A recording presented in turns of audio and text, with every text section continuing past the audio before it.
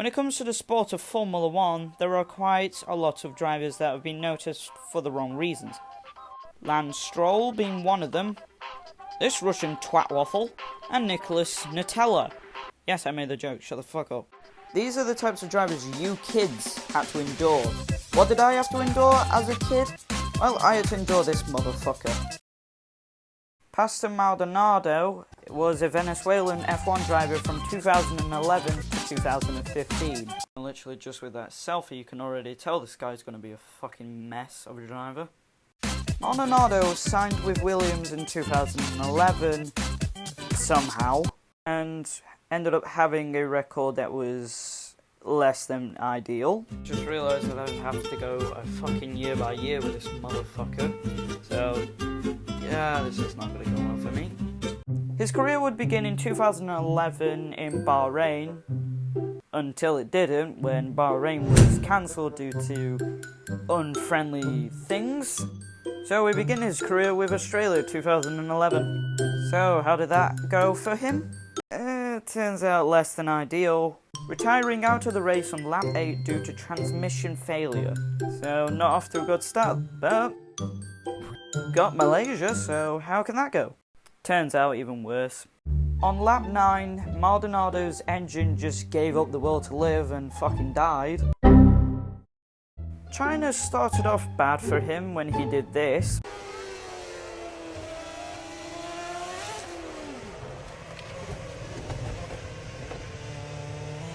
I still don't understand how he managed to do that on the pit entry. As for the Chinese Grand Prix, he did actually finish the race for once, but out of the points in 18th. Fucking figures when you look at this guy's fucking face. Off to Turkey we go. Maldonado actually managed to finish 2 races in a row. This one slightly an improvement with 17th, again out of the points, but no figures there. Spain was actually one of them tracks where Maldonado could actually fucking drive.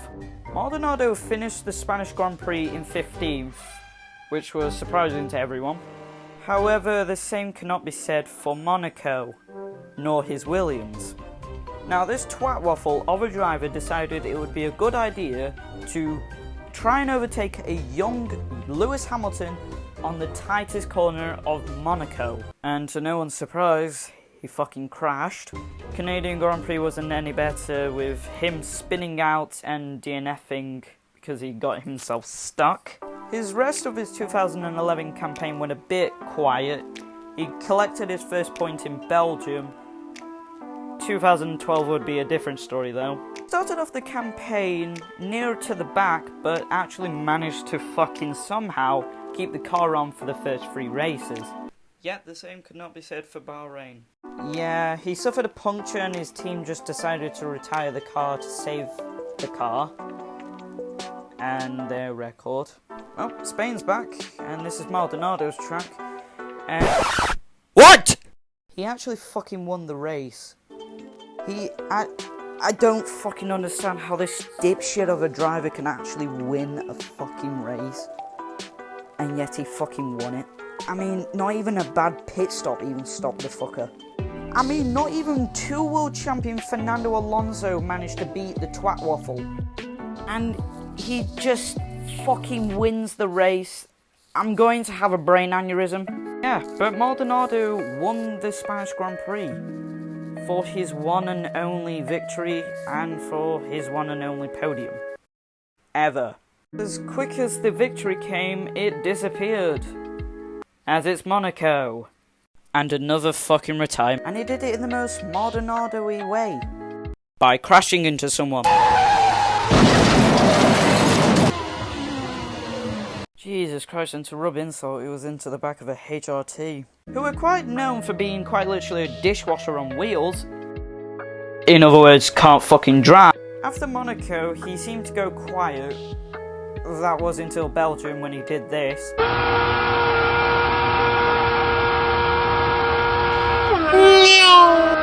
He jumped the start and got himself the most famous thing he's known for, penalties. However, this jump start was quickly covered when his future teammate Romain Grosjean then delivered this masterpiece.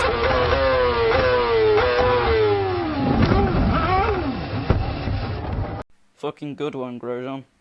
Pretty much the rest of 2012 was boring when it comes to Maldonado. Singapore saved us with giving him hydraulic issues, which he retired from. In the final of 2012 in Brazil, he had a crash, which left him out. I've got no video though, annoyingly. Moving on, 2013, and his final year with Williams. So, who was his teammate for 2013? It's Valtteri Bottas! You know, the Finnish driver that drove for Williams from 2013 to 2017.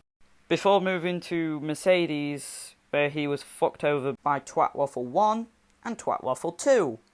So, how would the pairing of Valtteri Bottas and Pastor Maldonado do? Well, Valtteri Bottas beat Maldonado in pretty much every way, except for the crashing and getting a lot of penalties point. That is Maldonado's and Maldonado's only. He would start the campaign by taking out his future teammate Roman Grosjean, again. In Malaysia, he would retire because his Kers just gave up the will to live. Well, we all know where this is going. Oh no! To sum up the rest of his 2013 season, he managed to keep himself on the track in the race, but not in qualifying or free practice. Because he just couldn't fucking do that. Hey look, it's 2014. What a year to be alive. The World Cup of 2014 in Brazil. Pastor Maldonado moving to Lotus. He managed to get another fucking drive. Lotus had just recently finished the 2013 season relatively well, with Kimi Raikkonen leaving for Ferrari. So in replacement of him, they chose none other than dipshit Pastor Maldonado. Oh god, they put him in a faster car. His debut with Lotus started with a double DNF. In his debut race in Australia, his ERS knew of the future and decided to just get rid of itself. However, nothing would overturn what he did just before his ERS failed.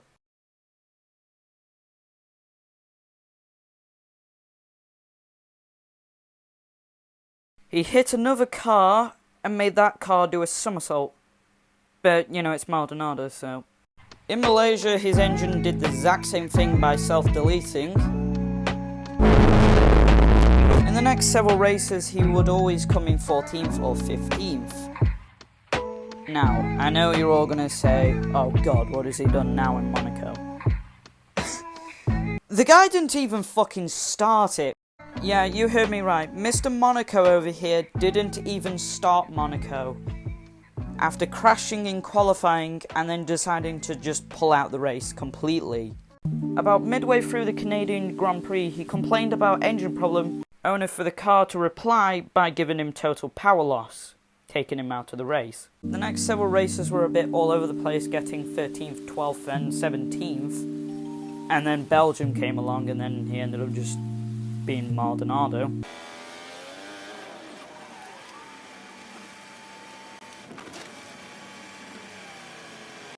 For the next several races he was underperformance, except for in United States when he managed to get into the points, coming in 9th. And then the Abu Dhabi Grand Prix happened, where his engine blew up and his own pit crew began laughing at him. Because I mean, who wouldn't? It's 2015! Nothing can go wrong in 2015, right? Nope, he's still here. For fuck's sake. Lotus kept their driver lineup of Roman Grosjean and fucking Maldonado. That went as well as you fucking think. Here we go.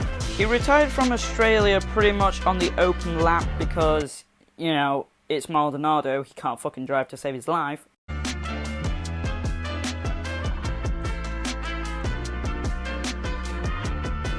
Will this guy ever fuck off? He once again crashes in Malaysia, then in China he forgets how to fucking go into the pit lane.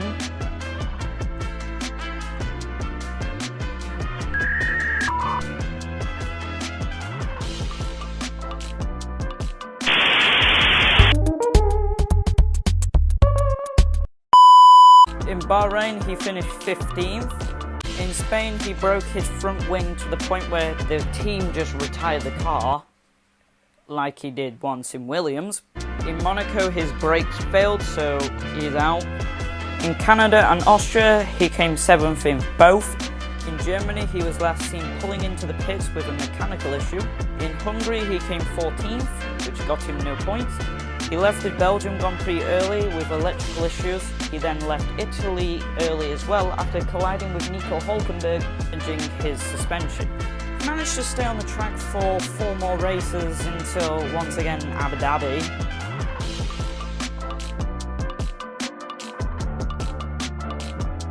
I'll give him this one since this was Fernando Alonso's fault for the accident. But still, it's Maldonado, you have to blame him for everything. And with that, 2015 comes to an end. It is announced that Maldonado will not be driving for Lotus anymore. And finally, will be leaving Formula 1 for good. In his 5 years in Formula 1, 3 with Williams, 2 with Lotus, he got a bit of a record that I don't think any driver would want.